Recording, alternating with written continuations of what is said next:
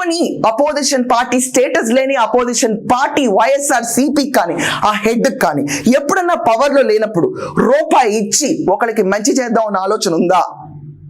చెప్పండి. ఇరుక్కుపోయారు.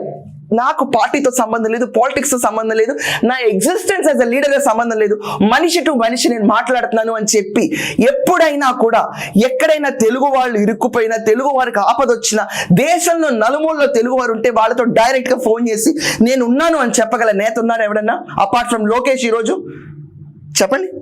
He's the man, he's the future of AP. ఇంతకు మించి ఏపీకి ఇంకొక దిక్సూచి కనపట్ల. ఈరోజు తప్పే ఉంది దీంట్లో. చెప్పండి, తీయండి, మన పార్టీలు ఎన్ని ఉన్నాయి అని తీయండి. ఒక్క విషయానికైనా నుంచున్నారా? పదవి ఉంటే కూడా నుంచోలేము. పదవి లేకపోయినా ప్రజాసేవ చేసేవాడు నాయకుడుగా ఎదుగుతాడు. అలా నాయకుడు మహానాయకుడుగా ఎదుగుతున్న సన్నివేశం మనం చూస్తున్నాం. We're witnessing the moment. ప్రతి ఒక్క దశాబ్దానికి వస్తారు ఒక టార్చ్ బేరర్ అన్నాడు చూడండి. He's the torch bearer of AP for next decade. ఇది వాస్తవం, ఇది వాస్తవం. ఎవరైనా కూడా చంద్రబాబు నాయుడు గారిని అరెస్ట్ చేశారు, నెక్స్ట్ వీళ్ళు వచ్చిన ప్రభుత్వంలో ఇతను అరెస్ట్ చేయడమే పనిగా ఉంటుందేమో పాలిటిక్స్ అని ప్రతి ఒక్కరు కథ రంజుగా ఉంటుందేమో అని ఎదురు చూశారు. కథ క్రాప్. జగన్మోహన్ రెడ్డి ఎవడన్నారు ఆయన? ఇది చాలదా చాప్టర్ క్లోజ్ చేయడానికి? Who is Jaganmohan Reddy?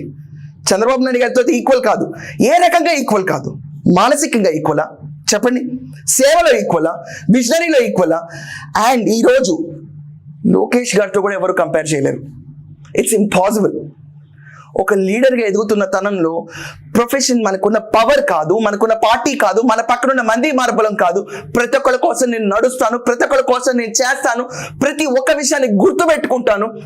నువ్వైనా నేనైనా తెలుగువారు అనుకున్నా ఫర్ దట్ మ్యాటర్ రేపు ఎక్స్టెండ్ అయితే వీ కెన్ నెవర్ సే ఎవరు ఎలా ఉంటారు.